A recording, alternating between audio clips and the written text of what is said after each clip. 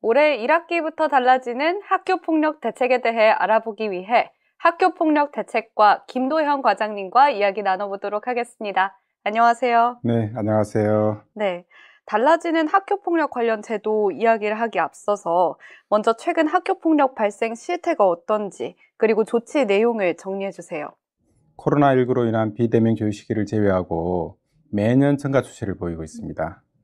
2017년 발생 건수가 3만 1,000건이었는데 2022년 6만 2천 건으로 5년간 2배나 증가하였습니다.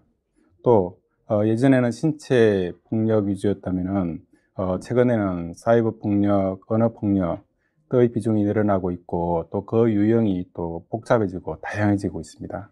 학교폭력대책심의위원회에서는 이 사안의 심각성, 지속성, 고의성이나 가해 학생의 이 반성 정도 또 가피해 학생의 화해 정도를 종합적으로 고려해서 피해 학생 보호와 가해 학생 선도 교육에 필요한 하나 또는 2개 이상의 조치를 또 결정을 하고 있습니다. 네, 올해 1학기부터 학교폭력 제도가 많이 달라지더라고요. 이게 어떤 취지를 담고 있는지 설명 부탁드립니다. 지속적으로 학교 폭력 발생 건수가 증가하고 있고요. 네. 그 유형 또한 복잡, 다변화되고 있습니다. 이것을 건절하기 위해서 정부가 적극적으로 움직이고 있습니다. 올해 2024년 1학기부터 본격 시행되는 그 대책에는 크게 4가지가 있습니다. 네.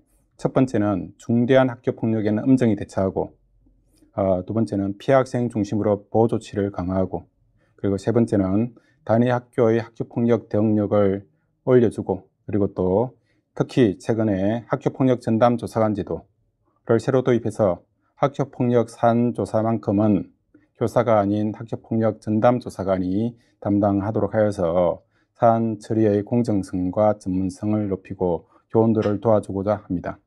새롭게 달라지는 제도를 보면 가장 먼저 학생부 기록과 관리에 신경을 쓰시겠다라는 내용이 있는데요. 구체적인 내용을 소개해 주세요. 올해 3월부터 신고된 학교폭력 가해 학생의 학교 생활기록부에 기재되는 학교폭력 조치사항에 크게 3가지가 중요합니다.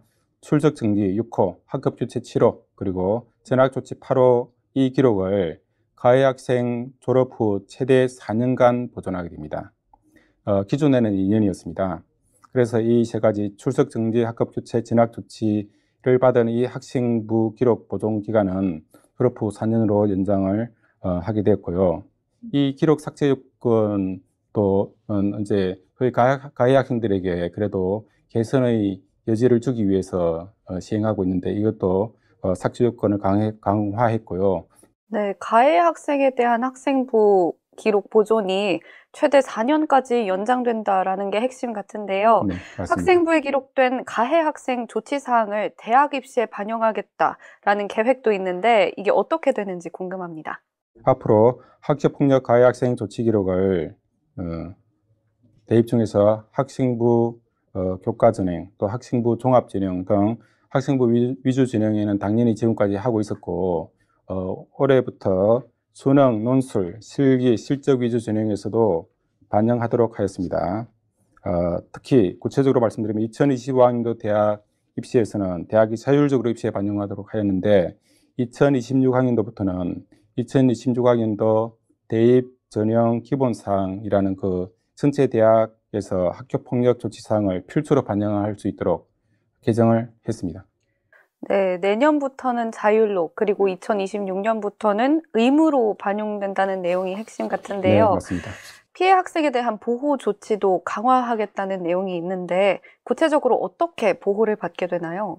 이 학교의 장이 학교폭력 사건을 인지한 경우에는 지체 없이 즉시 가해 그리고 피해 학생을 분리하도록 하고 있고 근데 그 시일을 3일이었는데 이번에는 7일 이내로 연장하였습니다. 또 가해 학생에 대한 학교장 긴급 조치가 있습니다. 기존의 서면사가 접촉, 협박 및 보복행위 금지, 학교 봉사, 특별교육 출석 정지가 있었는데 여기에다가 학급 교체도 바로 학교장이 긴급 조치를 할 수 있도록 했습니다. 그래서 또 이 출석 정지 기간도 심의 결정 시까지 명확하게 규정을 했기 때문에 학교장이 긴급 조치를 할 수 있는 일이 많아졌습니다. 여기에다가 또 가해 학생이 심의위원회의 조치 결정에 불복할 수 있습니다. 네. 이렇게 불복할 때는 피해 학생이 2차 가해에 노출될 위험이 있기 때문에 이를 방지하기 위한 조치를 취했습니다. 네, 즉시 분리 기간 연장이나 피해 학생 진술권 보장 등 다양하게 보호를 받게 되는데요. 학교폭력 제로센터가 운영된다고 하는데 이곳은 어떤 기능을 하게 되나요? 네, 학교폭력 제로센터도 올해 2024년 3월 1일부터 전국 17개 교육청 그리고 177개 지역청에서 모두 설치되었습니다. 네, 그리고 특히 네 가지 기능을 하는데요. 첫 번째가 학교폭력 사안 조사, 두 번째가 피해 학생 지원을 위한 전문기관 연계, 세 번째가 피가해 학생 관계 개선 지원, 그리고 네 번째 피해 학생 법률 지원까지 하게 됩니다. 피해 학생이 요청할 경우에는 학교폭력 제로센터의 피해 학생 지원 조력인 제도라는 게 이번에 법으로 생겼습니다. 학교로 나가서 피해 학생을 면담을 하고 실질적으로 필요로 하는 그 지원 사항을 확인한 후에 맞춤형 기관을 바로 이 학폭 제로센터에서 연계하게 됩니다. 피가해 학생 관계 개선 프로그램을 운영하고 지원할 수 있도록 준비를 했습니다. 그래서 학교폭력 관련 학생들이 학교 생활을 정상화하고 또 적응을 할 수 있도록 지원하게 됩니다. 마지막으로 또 가해 학생이 심의위원회 조치 결과에 대하여 행정심판이나 행정소송을 할 수 있습니다. 이때 법률 자문이나 소송까지 피해 학생을 위해서 대행할 수 있도록 준비하고 있습니다. 학교폭력 사안에 대한 조사는 이제 전담 조사관이 담당하는 식으로 바뀌게 되는데요. 이분들은 어떤 활동을 하게 되고 또 기대 효과는 어떻게 보시나요? 2024년 3월 1일부터 전격적으로 학교폭력 전담 조사관 제도가 시행되었습니다. 피가해 학생 면담이나 사안조사 보고서 작성, 그리고 피가해 사실 확인, 증거 확보까지 이런 역할을 교사들이 했는데 바로 이것을 전담조사관이 가져오게 됩니다. 예전에는 피가해 사실을 조사하는 과정에서 재판관 역할이나 사실 이런 조사 역할을 다 하는 바람에 교사들이 각종 민원 또는 학부모와의 갈등 등이 많았습니다.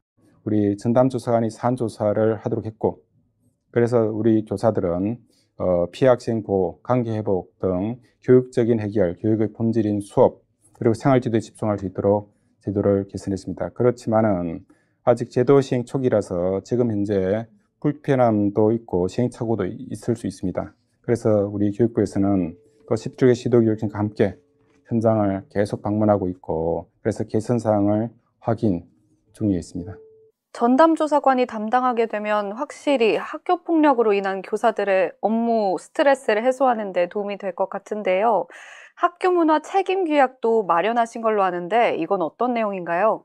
학생, 교사, 학부모 등 학교 구성원 모두가 이 학교 규칙이나 학교 폭력 등에 대한 내용과 책임을 확인하는 과정, 그리고 또 폭력 없는 학교 문화를 만들기 위해서 실천하고 약속하는 그런 캠페인 등을 통틀어서 우리가 칭하는 명칭입니다. 또 이것은 학교 단위, 학년 단위, 학급 단위로도 할 수도 있고 행사나 교육 활동 중에 연계해서 할 수도 있고요. 또 방법도 서명, 캠페인 등 다양한 방법을 통해서 활용할 수 있습니다. 네, 이번 대책에 학생, 교사, 그리고 학부모님들까지 관심이 많을 것 같은데요. 마지막으로 하고 싶은 말씀 있으면 부탁드립니다. 정말 모든 아이들에게 안전하고 행복한 학교를 우리가 만들어 가야 됩니다. 네. 그래서 학생, 교사, 학부모, 학교 구성원 모두가 이렇게 각자의 권리와 책임이 무엇인지를 분명히 알고 인지하고 실천함으로써 우리 큰 변화의 시작에 함께 동참한다면 우리 학교 폭력 문제도 해결될 것이라고 확신합니다. 네, 이번에 새로 도입된 제도가 학교 폭력이 없어지는 데 도움이 되길 바랍니다. 오늘 말씀 고맙습니다. 네, 감사합니다.